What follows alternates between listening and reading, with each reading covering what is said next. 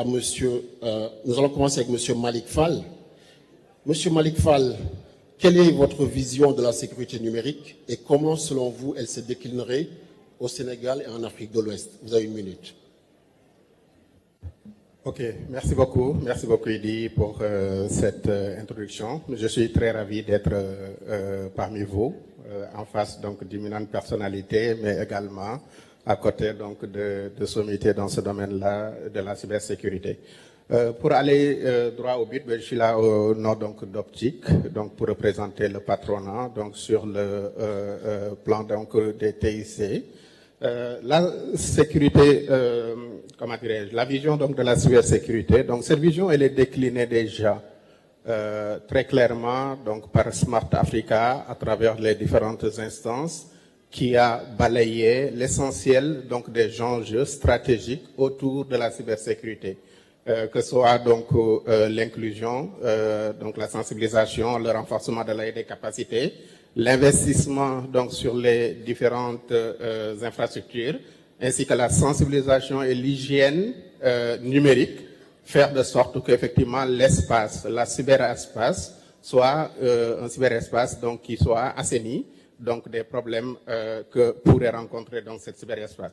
Le cadre juridique et réglementaire et la coopération internationale qui vont de pair pour moi. Donc avoir un cadre juridique et réglementaire qui catalyse, qui favorise, qui permet le développement donc du numérique et de faire de sorte que la sécurité puisse prospérer donc au sein donc de cet environnement numérique, mais aussi la coopération et l'échange international, notamment des informations pour parler par exemple de tout ce qui est donc coopération donc juridique, ainsi de suite sur les cyber menaces donc qu'on pourrait avoir donc au niveau de la sous-région.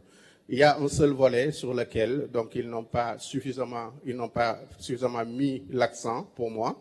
Et dans le premier panel, effectivement, on a beaucoup parlé de souveraineté. On le définit souvent sous l'angle juridique, sous l'angle économique. Mais quand on parle de souveraineté numérique et oublier fortement donc le volet numérique, ça pose un problème. Pour moi, on ne peut pas parler de souveraineté numérique tout en ayant cette dépendance que l'on a donc d'entités et d'entreprises et de firmes internationales qui développent l'essentiel ou la totalité des solutions que nous utilisons donc dans nos systèmes d'information. Il va falloir qu'à un moment donné, qu'on puisse développer nos propres solutions, donc puisse innover, donc accélérer, catalyser donc l'innovation et favoriser donc des solutions souveraines, des solutions africaines pour pouvoir participer à la protection de nos infrastructures. Je pense que c'est un élément fondamental sur lequel on met souvent donc l'impasse quand on parle de souveraineté numérique. La cybersécurité, par exemple, des exemples très clairs donc de traitement des logs aujourd'hui dans les solutions de supervision, de SOC, SIEM, tout ça. Donc on utilise une approche par l'IA. Donc dans les solutions de CTA, donc de Cyber Threat Intelligence, c'est essentiellement donc de l'intelligence artificielle. Depuis toujours, effectivement, on a utilisé donc une forme d'intelligence, peut-être qu'on n'appelait pas en ce moment-là IA, parce que le terme est aujourd'hui la vulgarisation du terme intelligence artificielle n'était pas à ce niveau-là en ce moment, mais la cybersécurité a toujours eu de l'avance sur cette partie-là.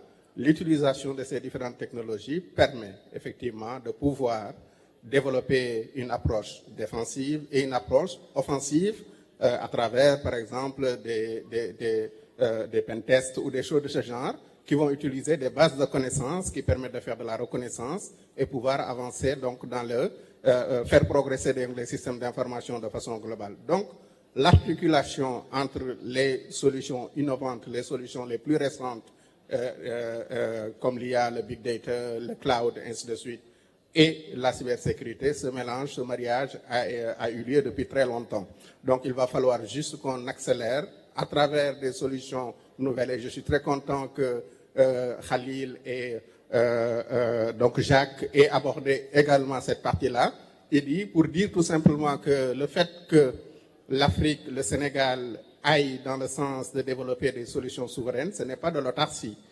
On ne dit pas qu'il ne faille pas utiliser effectivement des solutions étrangères, mais il faudrait que dans la chaîne de cybersécurité, qu'on ait au moins un maillon que nous maîtrisons nous-mêmes, qui pourrait être un dernier rempart si des solutions étrangères que nous ne maîtrisons pas, quelle que soit la force donc, de forensique, donc d'expertise que l'on a donc, pour disséquer et comprendre ce qui se passe dans la solution, il y aura toujours des choses qui nous échapperont.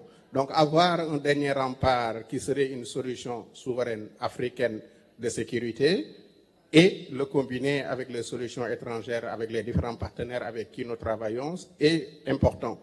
Et ça, c'est pas impossible parce que toutes les solutions, par exemple, de firewalling que l'on voit, pour la plupart, sont parties donc de l'open source, de l'IPtable à la base, ainsi de suite, des solutions de PKI pour faire un clin d'œil à Ibrahima. Donc, c'est essentiellement donc, des solutions de OpenSSL, ainsi de suite. Donc, c'est une approche qui est possible.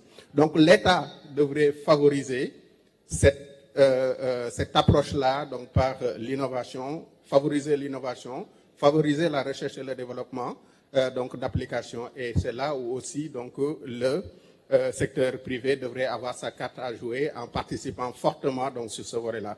Et pour revenir sur le volet compétences, effectivement, pour faire un complément par rapport à ce qu'il vient de dire, il faudrait, au-delà donc d'avoir une vision effectivement de former en masse, c'est nécessaire.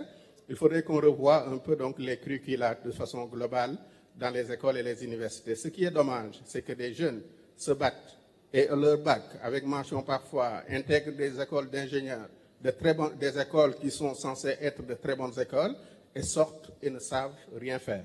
Ça, il faudrait qu'on sorte effectivement de cette approche-là. Quand on a fait un bac plus 2, on devrait pouvoir participer à opérer donc, la cybersécurité. Un bac plus 5, on doit pouvoir contribuer sans avoir besoin de faire 10 000 formations après pour pouvoir commencer à penser et à manager la cybersécurité. Il faut que le curricula puisse être revu fondamentalement de sorte à pouvoir prendre en compte ces besoins-là, réduire également donc, cette dépendance, en tout cas vis-à-vis des solutions qui sont des solutions souveraines. C'est les 2 points.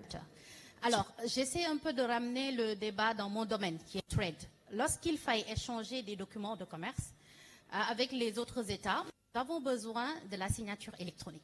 Aujourd'hui, à chaque fois qu'on veuille procéder à cette signature électronique, on nous dit que vous avez besoin d'un certificat. Ce certificat, aujourd'hui, il est commercialisé par des GAFA. Donc, ma question est de savoir, qu'est-ce qui empêche à nos États de disposer de des certificats de signature et qu'est-ce qui empêche également la mise en œuvre des PKI nationaux et, disons, continentaux? Merci. Oui, bon, la question elle est intéressante. Merci beaucoup, madame, de l'avoir soulevée. Bon, c'est essentiel, c'est vital, effectivement, qu'on puisse avoir donc une identité numérique à travers donc un certificat. Des entreprises se sont mises effectivement dans ce business, qui le font de façon très sérieuse. Il y a une étape seulement qui leur manque. C'est l'étape d'être elles-mêmes certifiées. Parce que pour pouvoir être provider de certificats, il y a un certain nombre d'agréments, un certain nombre de certifications à passer pour être reconnu comme les certificats que vous achetez donc dans le marché international. Et c'est une étape qui est fondamentale, notamment en termes donc de reconnaissance et de souveraineté tout simplement. Et j'ai ouï dire que certaines d'entre elles sont en train de travailler pour avoir les certifications nécessaires pour pouvoir être reconnues, comme le seraient donc toutes les autorités de certification publique. Et c'est important. Ça, c'est un point que vous avez relevé, mais tout autant, il y a aussi d'autres problématiques qui sont liées à la gouvernance globale de la cybersécurité, qui sont des sujets qui peinent depuis un certain nombre d'années. La PKI nationale, on en entend parler depuis une éternité. Chaque fois, on nous dit que c'est demain. Donc, c'est des sujets qui méritent d'être secoués pour que tout simplement ça avance et que ça sorte et que les choses avancent. Mais au-delà de le mettre en place sur la partie purement technique, il y a aussi tous les process parce que la certification, la PKI, ben, c'est 30% juste de technique, hein, c'est pas grand-chose pour le faire. Tout le reste, c'est les process, mais au-delà de cela, donc la partie conclure. Hein. Donc, au-delà de la partie process, il y a aussi les certifications à aller acquérir. C'est important. C'est aussi important le volet donc de la surveillance, donc de la cybersécurité de façon globale. Un CERT national, je pense, qui serait donc un des éléments les plus importants et à mon avis même plus important que la PKI nationale que l'État peine à mettre en place parce que superviser ce qui se passe sur nos systèmes d'information en temps réel est beaucoup plus vital en attendant donc qu'on puisse mettre en place nos systèmes. Et c'est des sujets qui sont des sujets très importants sur lesquels l'État sénégalais devrait travailler avec des partenaires privés pour pouvoir les mettre à les adresser correctement et convenablement et de façon plus rapide et arrêter de vouloir guéguiler. Pourquoi? Parce que malheureusement, ce qui nous retarde, c'est parce qu'on s'appuie beaucoup trop, on dépend beaucoup trop, encore une fois, de ce qui est ailleurs, au lieu de donner la confiance à ce qu'il y a donc en interne suffisamment. Excellent Malik, merci pour ce rappel très important. Je pense que tu es en train de mettre le doigt sur un problème fondamental qui est revenu à plusieurs reprises en filigrane dans nos échanges.